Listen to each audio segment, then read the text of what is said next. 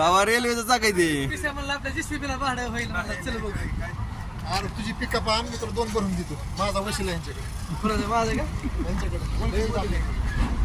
हे आता ही स्क्रॅप मध्ये गेलो दाखवायची आणि न्यायची घरी.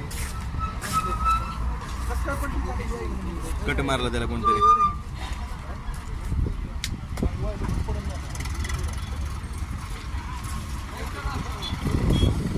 काळज नंबर 2 आणि बादलवाडीच्या मध्ये वड्याच्या पुलावरती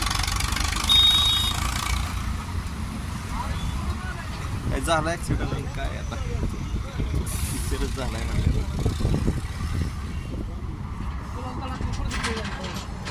तुला